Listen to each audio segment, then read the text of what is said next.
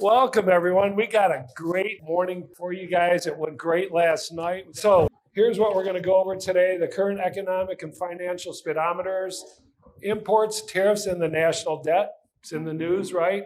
Yeah. Then we're going to bring up Dana Investments, and they're going to go over kind of their market update, Fed and interest rates, and the future outlook. Dan will come up and wrap at the end, okay? So we will put some Q&A in there also with Dana Investments. To get us started, I want to take us back to March of 2024 and what our leading economic indicators look like. You guys are familiar with these, right? The 25 economic trends that we follow on a monthly basis that are trying to project out where the economy is going. As you can see, there's a few green, and you know green is good. That means the trend is moving in the right direction. It's moving positive, such as consumer sentiment was moving in a positive direction. The labor market was improving. Consumer spending was improving, and inflation was coming down. We all remember the highs in 2022 and 23, right? That's all started subsiding in 2024, coming back down to a little bit normal. But there were a lot of areas that still weren't necessarily moving in the right trend. Here we are in March of 2025, much more green. So right now, we believe that the economy is still moving in the right direction, okay? So this is kind of a backdrop for where we're going in our discussion today from an economic and leading indicator standpoint in the right direction. So what I'm going to do now is bring up Dan, and he's going to go over tariffs. Welcome, Dan.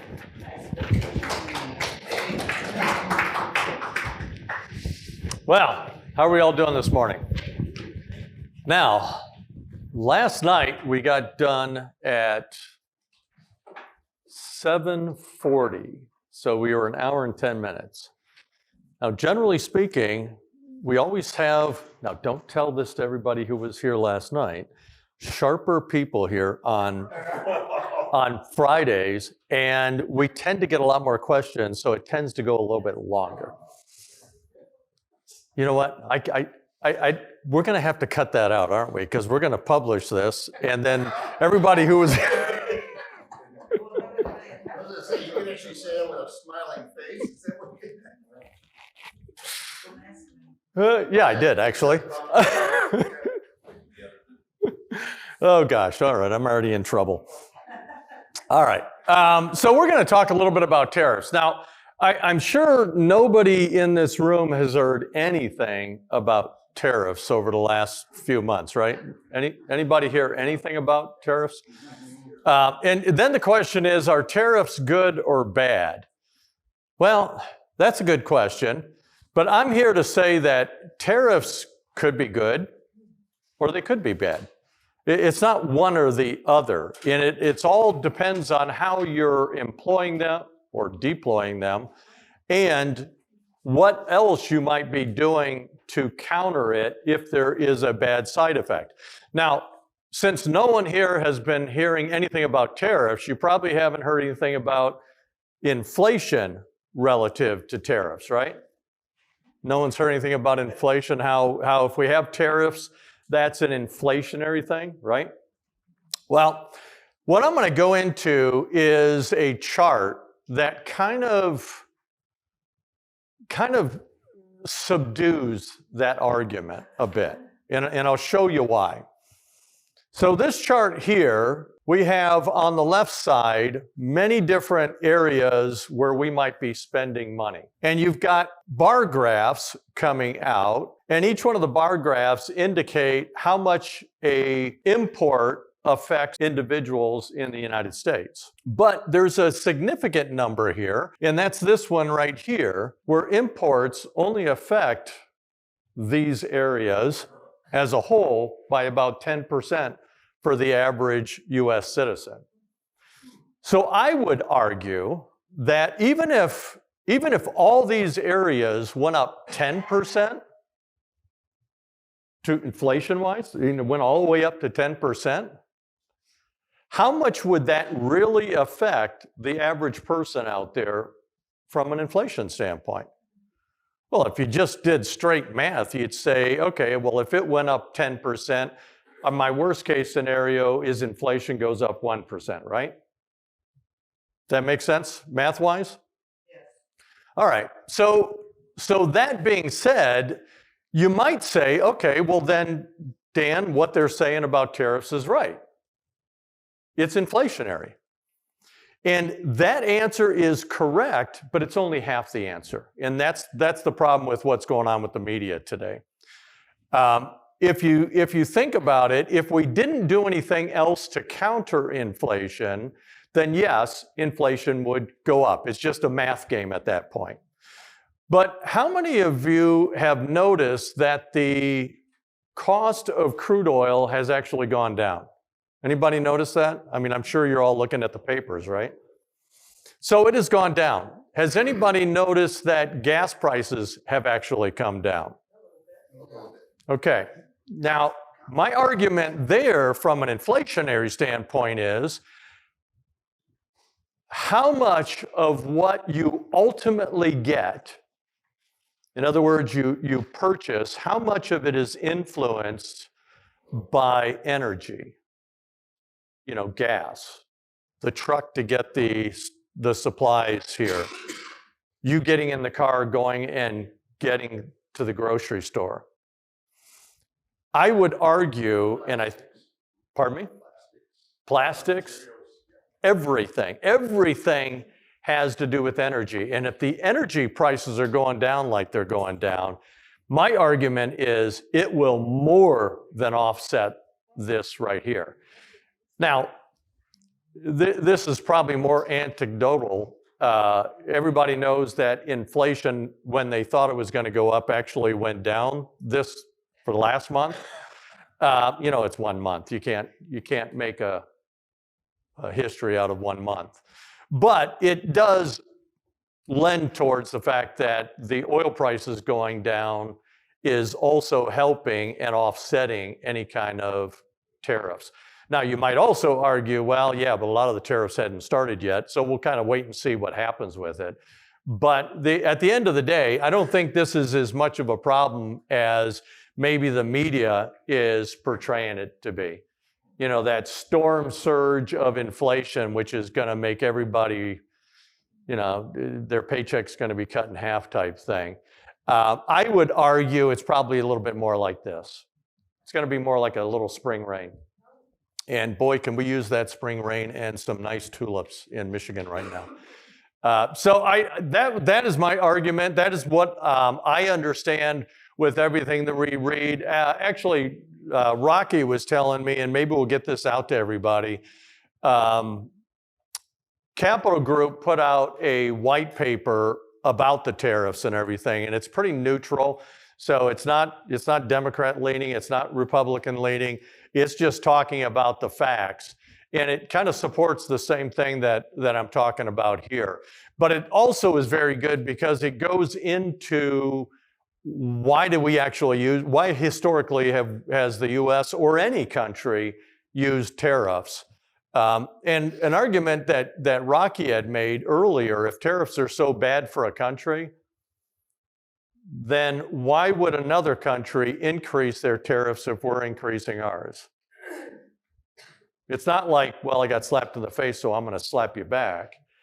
There is good that comes out of tariffs, and that's why most other countries use tariffs more than the United States has used it. So you really need to see the bigger picture of what's going on, which helps you understand and puts you in a position where you don't worry so much about what's going on in the world today. Because there's a lot of bad news out there, right? And it can drive us all crazy. There is a bigger problem out there when you're thinking about inflation. And every year when we do this meeting, we bring out where we are from a debt standpoint. In this case, with this national debt problem that we have, we're looking at the Peter G. Peterson Foundation, which posts this all the time. Where do the numbers come from? Comes from the debt clock. This is where our national debt is right now. We're sitting at $36 trillion. Can anybody even fathom $36 trillion? And that goes out to 106 $100,000 for every citizen in the United States. That's how much each one of us owe. When you're talking about taxpayers, that number triples. If you're talking about just the people who are actually paying taxes, which is all of us, right? You go back to 2020, anybody know what the number was in 2020? 27 trillion. It was pretty darn low. We had a major shift here. And the interesting thing, I mean, we can all blame it on COVID and all that stuff. There's a lot of blame to go around out there as to why it looks like it does right now. But how many of us would agree that we need to get this debt down? Because every dollar we print that is basically funny money that goes into the system devalues your dollar. And if you're devaluing your dollar, what is that called? It's called inflation. It's inflationary. This is the bigger problem here. If we don't get it under control, and we can, it's just doing the right thing, but what is it going to take? It's going to take every single one of us sacrificing a little bit, losing a little bit to get this thing paid down. Right? I mean, think of it. If we were spending money as a household like the United States is spending money, how long would it take before we lost our house? Wouldn't take too long. 10, 15 minutes. Yeah, maybe less. You're right on that one. So it's something that has to be done. And I personally don't care if it's a Republican that does it, a Democrat that does it, an independent that does it, or everybody does it together to bring the expenses down so we're not spending like we are. Because when you're looking at this number, anybody tell me what the debt load on this is? You go back to 2020, what was the debt load at that point? $522 billion. This is out of control. Do you know how much we've brought in the United States in revenues? A little over 5 trillion. This is 1/5 of our expenses. Do you think that if we got rid of that, we could do a couple things? We could probably reduce taxes if we wanted to. We could reduce debt, which needs to be done, and possibly even give raises on Social Security a little bit better than we're doing right now. Maybe even shore up Medicare, right? Because this is a big nut to be taken care of every year. I would ask you to call your congressman and let them know that this is a major priority. We need to take care of this. And yes, I'm willing to sacrifice a little to do it. Because if no one wants to sacrifice, it's not going to be long before this is unmanageable. It is the biggest problem out there, bar none. So that being said, President Trump had a couple quotes. When asked about the business leaders voicing concerns about the uncertainty and market volatility his tariff announcements have caused, Trump said his focus remains on the future. Well, that's where our focus needs to be. And again, sometimes we have to make some sacrifices to get to that future that we want to have. Well, he went on to say, look, what I have to do is build a strong country. You can't really watch the stock market because the stock market has been doing what, right? Been up and down. You can't really watch the stock market, he said. If you look at China, they have a 100-year perspective. We have a quarter. We go by quarters. That is no way to run a country. It's no way to run a business. It's no way to run a household, right? And you can't do that. You got to do the right thing. And the right thing here is everybody needs to take a little bit of a cut, get the debt under control, because I really don't think it would take that long. And I would venture to say that if we took politics completely out of it and we were all one-on-one, that everybody would say there's probably a little bit of waste in our government that could probably be trimmed out. That wouldn't hurt anybody if we just trimmed out that waste. And that's part of it too, right? If we get rid of the waste, no one gets hurt. And then we start taking a little bit out of things that the federal government maybe shouldn't have been into in the first place. If you look at the mandate the federal government has and the mandate the states have, the feds have gotten a little bit out of control from a spending standpoint and doing things that really the states should be doing. But that goes back to history and Constitution, right? Now, that being said, today's presenters are from Dana Investment. Dana Investment has been with us. They were actually one of the first institutional money managers that we worked with. And this goes back to Global Financial Private Capital when we were working with them in the beginning. Dana has just been a great part of our portfolio, and they have about 15% of our overall assets they manage. I think they're the second largest behind City National Rockdale. So they are doing a great job. If I think back to 2008 and how their portfolios worked in the stock market, and I compare them to the S&P 500, the S&P 500 in 2008 didn't get back to even until 2015.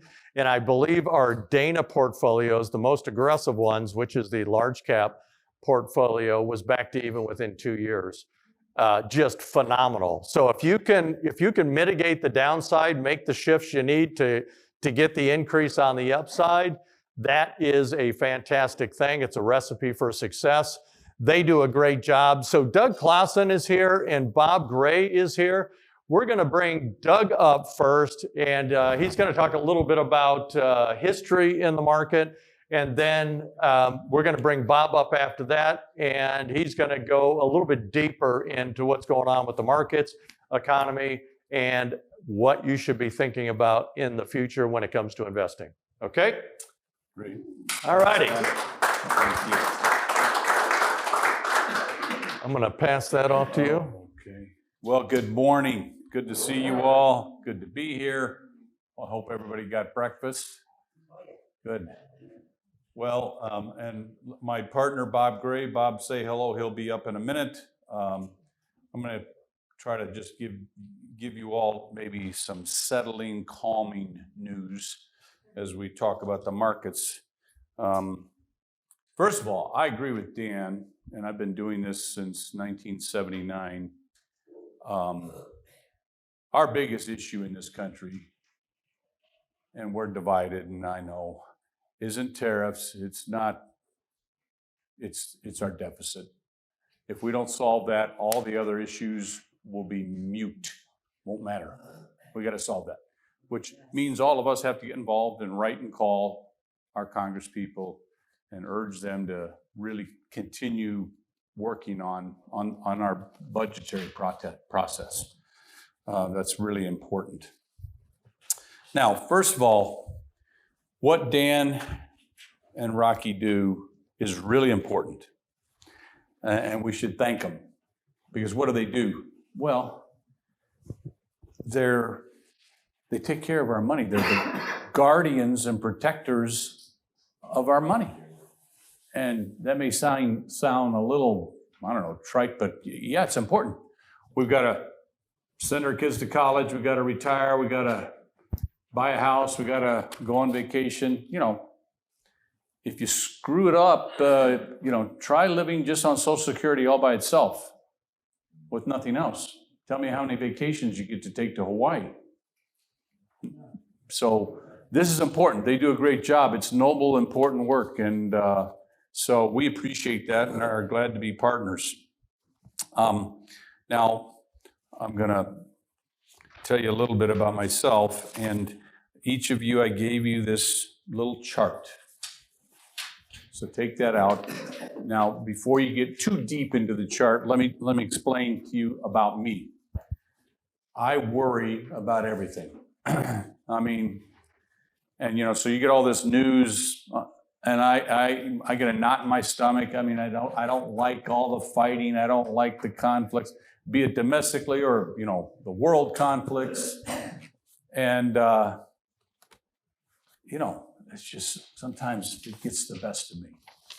And so this chart helps. Now, this goes back to 1957. So pull that out. Now, I'm a little bit older than this chart, but not by too much. But all of you here, I think, can look at this and kind of remember dates, okay? I remember the Cuban Missile Crisis as a little boy running out in my front yard and looking up in the sky thinking, what, are there missiles coming? I remember that. And you go through all the Continental Illinois bank failure, the 87 stock market crash, the oil embargo, Lehman going bankrupt. I mean, all the bad news, it's all there. What did the market do with the bad news? The market went down. Look at the retracements. So a lot of bad news, right? And guess what? In the future, are we going to have more volatility politically and economically? Yeah, we're going to have more bad news. I mean, it's just life on planet Earth. So you look at this and you see some of the bad news, and it goes all the way. This is almost current, but it goes to COVID and the Ukraine invasion. So it's got a lot of data. Let me ask you a question. Where does your chart, look at your chart, where does it end? Up. It ends up higher. All this bad news. Market sells off, comes back, goes back up. You know what? People like me that are a little bit, pessimistic or nervous, we need to look at this chart. One thing I've noticed as I get to tour the whole country, American industry, workers, American management, free markets, boy, are they something. They're miraculous. We should be proud of what's going on in our economy, and it's the American worker and American companies that are doing a great job. They really are. And no matter what bad news they throw at us, market comes back eventually. And usually in a pretty short period of time. Now, what would happen? So it ends up higher. But let's just say on the bad news, where it goes down. And of course on TV, on Squawk Box, and then the news, oh, the market's, terrible. I mean, they sell the hysteria. What would happen to us all if on those dips, when all hell's breaking loose, so to speak, we bought? Look at your chart. We'd be golden. We'd be smarter than Warren Buffett. We would. So the next time I'm listening to Squawk Box and they're telling me how bad it is, I need to put a little note in my head and say, let's think about, do I have extra cash? And put some of it to work. Now that's hard, but I'm right. And unless we get away from a free society and free markets, my thesis isn't going to change. As long as we have free markets and a free democracy, don't bet against the American workers. So tomorrow morning, everybody needs to have this chart taped to your refrigerator. Okay? And then every morning, now this is important. Yeah, I want you to do this. You come get your coffee, start your day. You're going to look at this chart. Because Squawk Box is going to be telling you to be worried. And Dan and Rocky will worry for you. They'll take care of that. But don't bet against America as long as we're free. Don't. It's amazing what's going on out there. Now, enough of that. I think I'm right. Let me introduce to you my partner of over 12 years, Bob Gray. He's going to go a little deeper into the marketplace and the economy. And then at the end, if there's questions, we'll field those questions. Thank you, Doug. So good morning. I always have to do a little sound check. Coming through okay? Good, good. Delighted to be here this morning. How good was that food? Certainly got me off to a great start.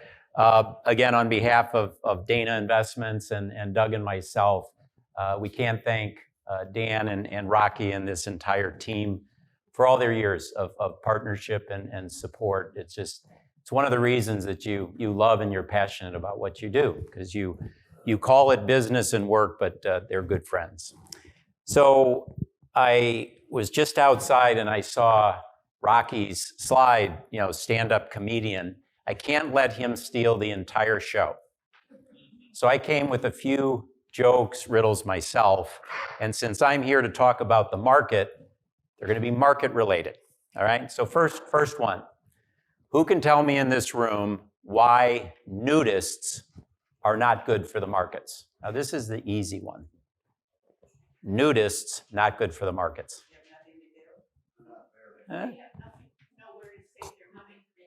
Close. Well, they're associated with bear markets. Right? Right? All right. Second one. So Doug convinced me to do this at the beginning of the year. I started to invest in penny stocks. Do you know why I did that? This is an easy one. No, it simply made sense. Right? Simply made sense. All right, so I've got a friend, just a couple more. You got to bear with me. Just a couple more. So I've got this kind, honorable, courteous, almost a chivalrous friend of mine, many, many years, hates the stock market. Any idea why somebody like that would hate the stock market? So when I've asked him over the years, and he always simply responds, gentlemen prefer bonds. Pretty good? Pretty good? All right, so my final one. So marijuana, in different ways and forms, actually trades on the stock market now. Do you know how marijuana actually trades on our stock market? Pretty close. So you sell high. We always know that principle, right? But you sell higher. All right? I would say buy high and then sell higher. So anyway, enough of the stand-up. That's why I am not in that profession. I don't think I would make a career out of it. So Doug put out this chart that I know is going to be on everybody's kitchen that's kind of looking backwards, the past, and I think it's a very powerful and very, very compelling visual. I'm going to continue on the theme of giving you some insights and just some reflections on the past, because we all know, today and the future, while nobody has a crystal ball, if we don't have some reference point, if we don't have some past, we've all heard that kind of saying that today and the future is not certainly going to be identical to the past, but we've heard that it kind of rhymes with the past, right? Just sort of sets a foundation, gives us better perspective. I'm going to continue on that theme just for a few moments, and then I'm going to move naturally into the present, kind of today, and then Doug gave me this job is I'm going to try to look forward, not having a crystal ball, but certainly give you Dana's kind of outlook. What do we see ahead? Okay? So let's start with a lot of numbers here. It's a little bit busy, but I'm going to break it down and I'm going to simplify it for you. So we went back to 1926. We actually put this together precisely for this client gathering. Because again, Dan and Rocky asked us kind of market reflections, sort of past, present, and sort of a market outlook. We thought it'd be very interesting to look each calendar year, how did the US stock market do?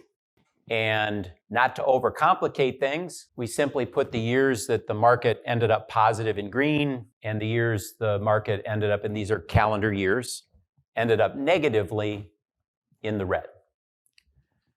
The large takeaway is that nearly 75% of the time, over the last 100 years roughly, the market has what? Gone up. It's been positive. Pretty good odds. Anybody go to Vegas regularly for fun or professionally? Odds aren't that great in Vegas, right? But people go, they throw their money. The house always wins, in my opinion. But you can do it as a hobby, you can do it as fun, you can do it professionally, but I would say investing in the stock market isn't a bad bet, right? And Doug's chart sort of showed you, yeah, there's dips, it goes down. But I further, through some forensic analysis, I looked at when I was born, and I didn't have any money to invest. But when I was born, actually the odds actually have gone up. 80% of the time since I was born, the market has been positive, in the green. And I'm sure it shocks you, but I'm a little older than 40. But I said, well, what if a 40-year-old? Okay, so you go back to, what is that, 1985, I think? If you were 40 years old, your chances of the market going up are even greater. So time has been on our side. With the passage of time, now again, doesn't mean that's going to happen in the future. But certainly the past gives us an indication that, again, time is on your side. What did Doug's chart tell you? That with time, it heals those kind of emotional, event-driven occasions, right, in the market. And this is also telling you that over time, is the market really that risky? It's only risky if you bring your time horizon, and Dan referenced it. If you think of it just today, or next week, or a month, but this should give you a pretty good idea that, yeah, stock market's not a bad place to put your money and keep it there, okay? Here's another interesting historical perspective. This puts it, I think, in context of Dan was telling us and showing us, right? What does the market do typically? Kind of goes up and down, right? Every day. Market's back up today. We had a similar event last night, and we were talking about the market was down yesterday. Actually, interestingly, by about equal amounts, right? That is never going to change. We don't use guarantee or never in our business very much. We can't. But I can tell you that just is never going to change. Markets will continue to be volatile day to day. Very, very emotional. What this chart is trying to portray, so we went back 45 years. And the point here is, and I think it was yesterday, we're now off of it, but from the high, the S&P 500, which most people use as the measure of the US stock market, the S&P 500 touched down 10% yesterday from its high in the year, which was sometime in February. Now, honestly, from the beginning of the year, the S&P, today it's only down about 4%. But can you believe what we read in the headlines? But here's going to underscore a point that, frankly, Doug made, Dan made, is that this kind of market volatility should be expected. What you see here by the red dots, sort of below the horizontal line, are the within each of those calendar years, going back 45 years, that was the market's low point during that calendar year. So, how often does the market actually hit and touch a red number? Like every year. And what you couldn't do quickly, but we did it up at the top, is the average drop in a calendar year, the average low, doesn't mean the market ended there, but the average low, 14%. Today, we're probably 8%, 8.5%. We're not even close to the average. But what does the media have us believing? Like, oh my God, the world is coming to an end, right? This is as predictable as Christmas comes every year. You're going to have a double-digit low point in the market. So don't panic, right? Continue to pay attention to Dan and Rocky. They are taking good care of you. Final historical graph and perspective. Dan was talking about, we 100% agree, tariffs, a lot of talk about tariffs. Probably the bigger issue is the national debt. Again, couldn't agree.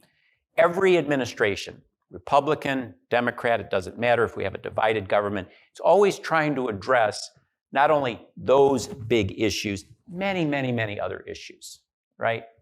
Trump and his administration are no different. He is lightning speed every day. He's signing how many executive orders? It's head spinning. right?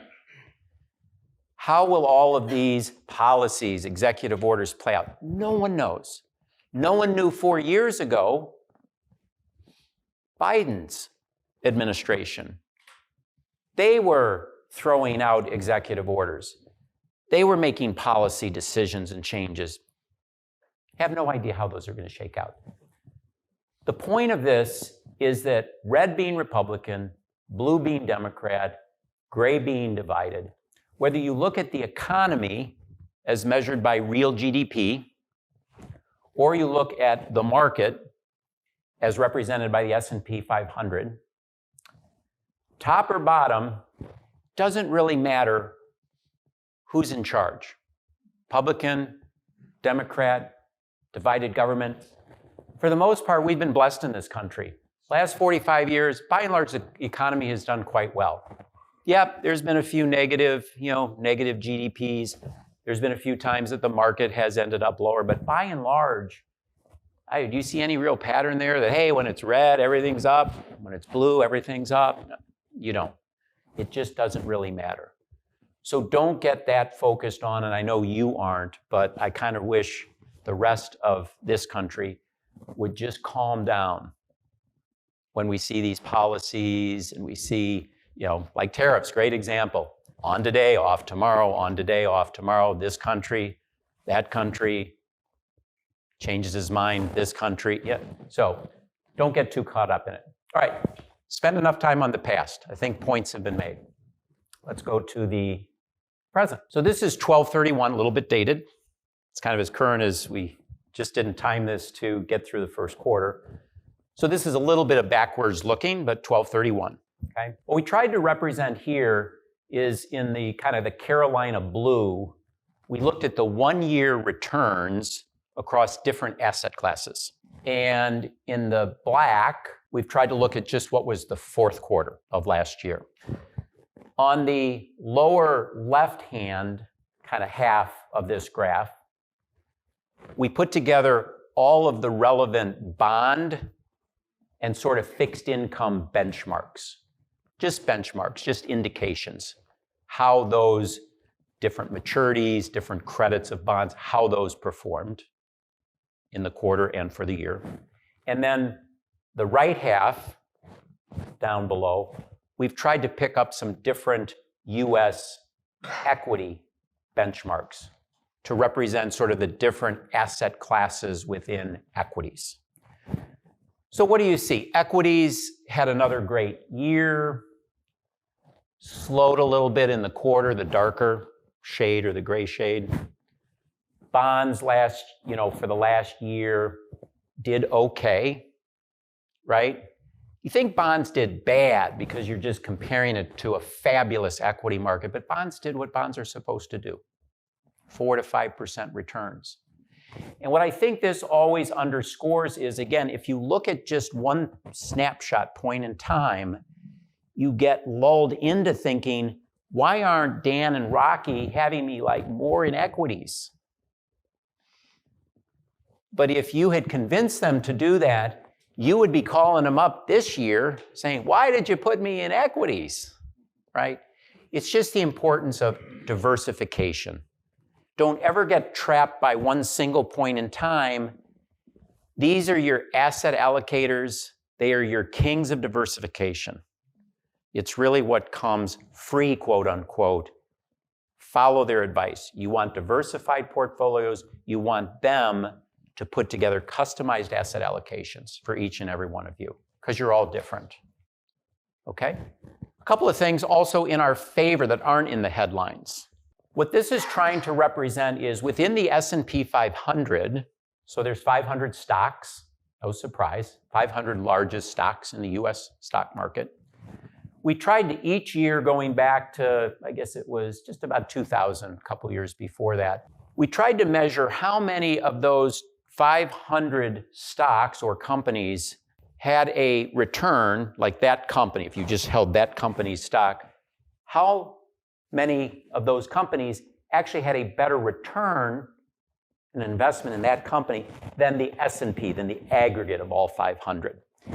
And you can see what's happened over the last probably 2, 3, 4 years, the market got very what we call narrow, very concentrated. There weren't many companies that actually were doing better than the S&P 500. That's why, and this is not Dana beating its own chest, that's why Dan and Rocky seek money managers who keep an eye on this, and we don't just follow our sugar high, and because a concentrated small number of companies that are hitting it out of the ballpark, that we adjust our portfolios to follow that. Because boy, trees don't grow to the sky. That's not going to last forever, as you're going to see shortly. And I'm going to explain what's happening year to date. So, message understood. Market has gotten very narrow, but there are signs that it's actually broadening out. There's more that are going to be contributing, which is really good for you. It's good for your portfolios. That's a really good sign. You're never going to see that in a headline. Last night, and it's just because in our profession, you presume that there has been a term for 2 or 3 years called the Magnificent Seven. How many, clear, true show of hands, I want every hand either up or down, who's heard of the Magnificent Seven, kind of knows what the Magnificent Seven is? Similar to last night, half or slightly less than half, almost surprising to me. Doug and I don't want to bring Doug into it, but we would think everybody knows and has heard about the Magnificent Seven. But yeah, a lot of heads like shaking, right? That's how sometimes we get our head in the sand and we sort of get vacuumed into, oh, you don't know what the Mag 7 is? So the Magnificent Seven was a term that the industry about 2 to 3 years ago coined on the 7 companies at the time. And since then, they change a little bit, but not much. It's 7 companies, and we all know these companies. Microsoft, Apple, Amazon, Google, NVIDIA, you can see them right here, right? Tesla. These 7 companies, most people don't know this, in 2023, okay, less than 2 years ago, these 7 companies accounted for 85% of the S&P 500's return. Can you believe that? 7 companies out of 500 accounted for 85% of the return, okay? In 2024, it wasn't much different. They accounted for more than half. So not quite as influential on the S&P's return, but awfully concentrated. So when you hear going forward, probably won't until we come back, when you hear the term Magnificent Seven, that's what we're referring to. The Magnificent Seven also combined, interestingly, they are 7 companies and they represent 1/3 of the entire market capitalization of the S&P 500. 1/3. It's amazing, just 7 companies. And just 3 stocks. We all know these stocks, Microsoft, Apple. We now know NVIDIA. I don't think I had ever heard of NVIDIA 5 or 6 years ago. We've all heard of NVIDIA now, right? With the AI, artificial intelligence, they produce the microprocessors for all this AI. 3 stocks, 20% of the S&P 500. So these companies have had a big, big influence on the market, on returns, and it's our job to not have blinders on. Again, not just follow our sugar high and boy, it feels good to take in these companies and puff up the returns. We want to continue to build diversified portfolios. Many of these are good companies. We want them in our portfolios, but we don't want to put all the chips on those companies. Does that make sense? Yep. Dan and Rocky asked us to talk a little bit about the Fed and about interest rates. Maybe where do we see interest rates going? Because sometimes we get hung up talking, and we're guilty. We get hung up talking a lot about the market being the stock market. But there's a bond market too, right? And the bond market is very much influenced by interest rates, right? A little bit of a complicated graph. I'm going to try to break it down and simplify. Probably won't be successful doing it, but I'm going to try. People in this room know what the Fed funds rate is, or have you heard of the Fed funds rate? Heard of it. So the Fed funds, this is an educational seminar, right, Rocky? We're not going to do any pop quizzes or any tests, but we're just educating, right? Not selling you on anything. So this falls into the category. The federal funds rate is the overnight borrowing rate established between banks across the country that's set by the Federal Reserve System.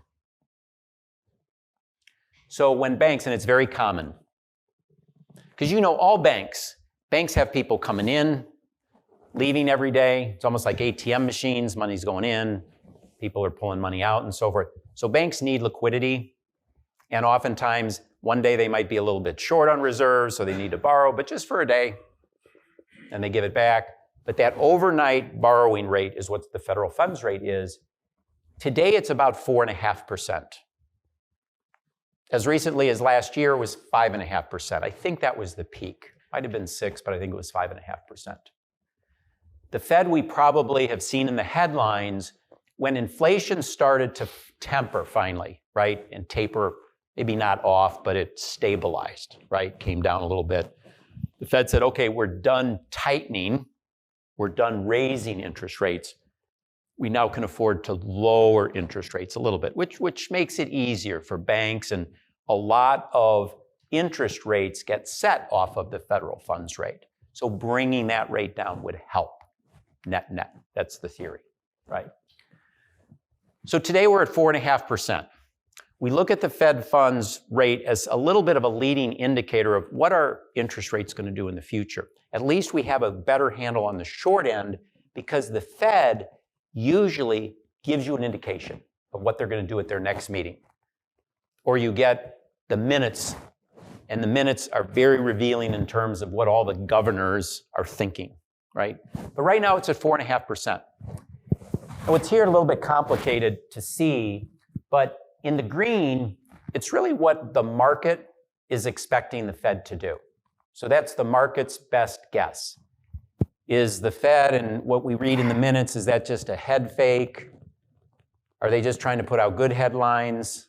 They try to look through those headlines. And what is the market? What are you willing to put your money on? It's almost like back at Vegas. What do you think the Fed funds rate's going to be next year? That's really what the market's trying to figure out. The market's not as optimistic as what the Fed has been signaling. The Fed has signaled that we're going to go from 4.5% to 3.5% sometime next year. Probably won't be achieved in one drop. It might be 2 drops, might be 2 or 3 drops. That's what the Fed is signaling, but the market isn't buying it yet. And tomorrow the market could buy it because of some headline news. But we don't know. That's why we don't watch day to day. Fed thinks it's going to 3.5%. The market is a little more skeptical. But if the short rates are somewhere between 4.5% and 3.5%, it does kind of set the tone for what are interest rates doing out a little bit farther. Okay? So we're going to take a look at, and again, I recognize from last night's audience that when I say the yield curve, again, is that pretty foreign to people? Like when I say, hey, are you familiar with what the yield curve is? The yield curve is simply, it's not a complicated idea.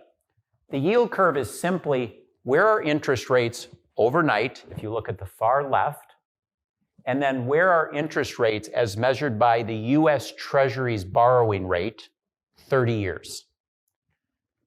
Those are all sort of deemed to be kind of risk-free rates. So it establishes the pure kind of risk-free interest rate curve, whether you're borrowing or lending 1 day, or you're borrowing or lending 30 days. And what I think most of the industry pundits will tell you is rather than look at the stock market to tell you what the next 6 to 12 months is going to do, keep an eye on the yield curve and what they call the credit markets. It's generally a better, it's not a perfect, but it's a better barometer. And what, not expecting that you would know this or that you would even fully take this away from today, but I'm going to try to leave it with you. Generally speaking, when the yield curve is positively sloped, so that means short-term interest rates are a little bit lower than long-term rates, that's generally the sign of a normal, healthy environment. I'm not going to say economy or market or anything, just a healthy environment. And doesn't that make sense? I used this kind of last night. So Paula, if you and I were friends and I needed to borrow some money and I came to you and said, I need $10, but I'll pay you back tomorrow, we're friends, would you charge me much for that? Yeah, she would. Because I'm someone you would be skeptical about. Generally speaking though, right, for a day, no, you're not going to charge much. But if I said, hey, I need that money, I'll pay you back in 30 years, right? You'd probably want to charge, as a friend, you'd probably want to charge me something, right? That's normal, healthy environment in terms of borrowing and lending money. Short-term rates are very low. Longer term, hey, there's the risk, the time value of money, all those other reasons that generally interest rate. So that's the sign of, and so what we see is as current as we could get, February 3rd, what are you starting to see? A positively, so that's the dark blue line, a positively sloped yield curve, right? So that's telling me, doesn't guarantee, but that's telling me, hey, things are probably okay. Economy really healthy. Environment reasonably healthy. Whereas just a year or two ago, even though the stock markets performed well, remember all the talk about a recession, 23 and coming into 24, it never materialized, but that's the market was predicting a recession. The equity market was wrong. Again, and neither of these are perfect forecasters, but we're very optimistic, cautiously, simply because we've got a yield curve that is starting to look normal and to look healthy again. And that is different from just a year and a half ago. So that gives us some hope and some optimism about the future. And it ties right into things Dan was saying too, right? We're focused on the wrong short-term, quarter-by-quarter things. But longer term, there's a lot of good news out there and we'll just never see it in the headlines. The final thing that makes us very optimistic back to the stock market is simply, there's a lot of facts and figures here. I would just draw your attention to the S&P 500 here on the right side. The NTM simply means next 12 months. It's collectively these 500 companies that are putting forth their very best estimates as to what their earnings growth they expect to be. And when we, the portfolio managers, the asset managers, when we see numbers like this, that makes us pretty optimistic. You imagine earnings growing 16%. Does that appear to be an economy that's about to be in a recession? No.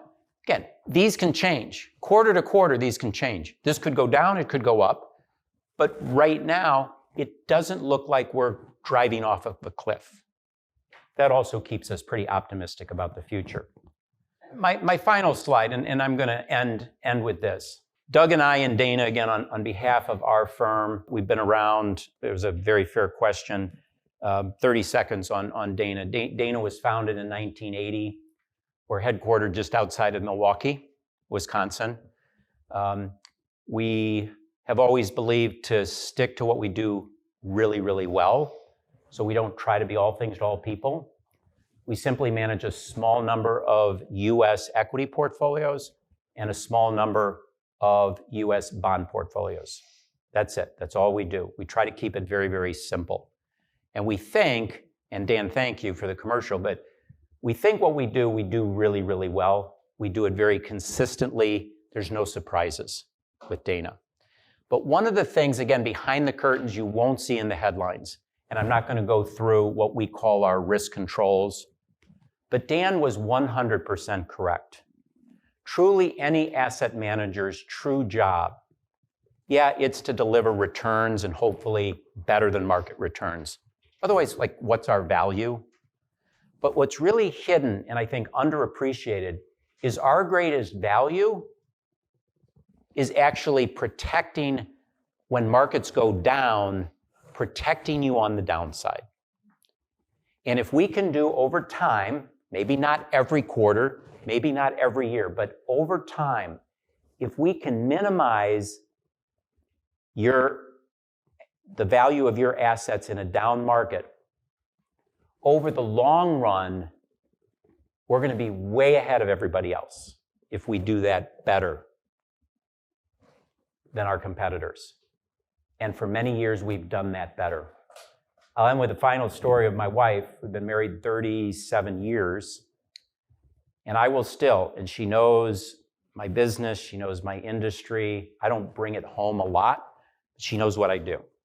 But to this day, I can ask her, if I have $1 and I lose 50% of it, she's like beating me to yeah, you got 50 cents. I say, yep. So I went down 50%. To get back to $1, what kind of a return do I need? To this day, she still says, well, 50%. You lost 50%, you have to make 50% back. But we know 50 cents, 100% to get back to $1. So that's to Dan's point. That in a nutshell. And this is what we incorporate into our portfolios to do that, is we want to make sure we're minimizing the downside, because we know once we go down, God, you have to work twice as hard to get back to the starting point.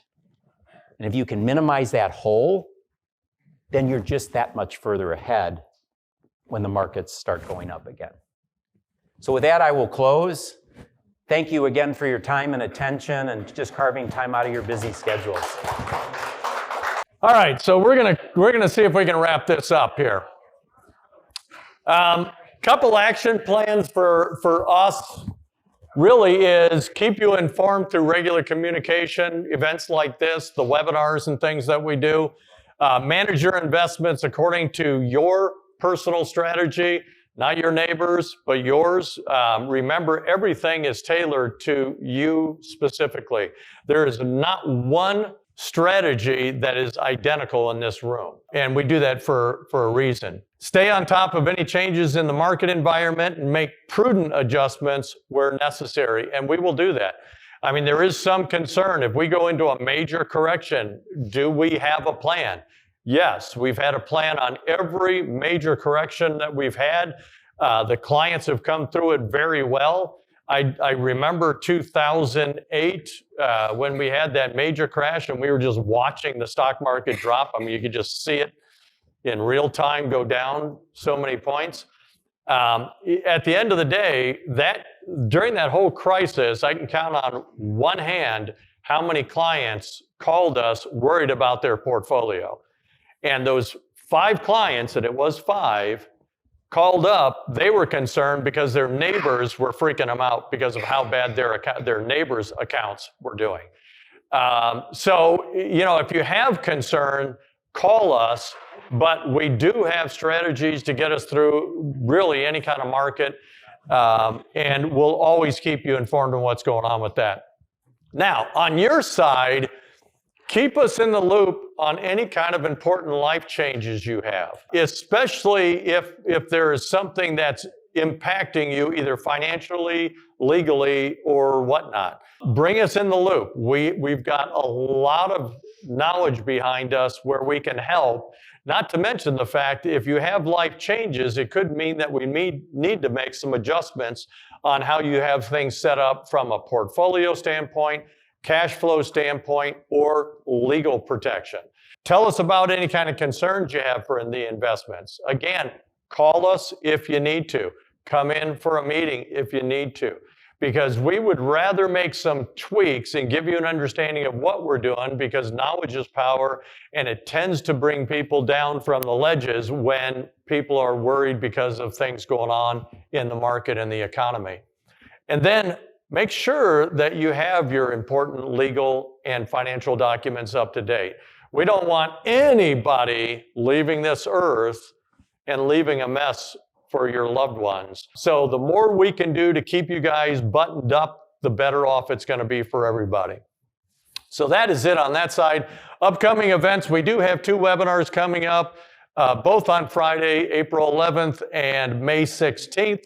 And again, we'll talk about the market on those, and we will likely bring in some kind of strategy for you to look at and see if it's something that'll benefit you. We're having Shred Day again. Shred Day is May 9th, 2025, from 9 o'clock to 3 o'clock. Now, if you can't make this time frame, you can always bring your stuff to us early. We keep it in a locked room. We make sure that when it goes out to the shred truck, that one of the employees, one of the staff members are watching it get shredded. So it'll never leave this building without being monitored properly and shredded properly for you. Keep in mind that you only need 7 years of tax returns. And by the way, you can have them electronic. So you don't have to have a case of tax returns in the basement if you don't want to. And that's pretty much it. So we always say it, you guys take care of your family, we'll take care of you. We are ready for 2025 and beyond.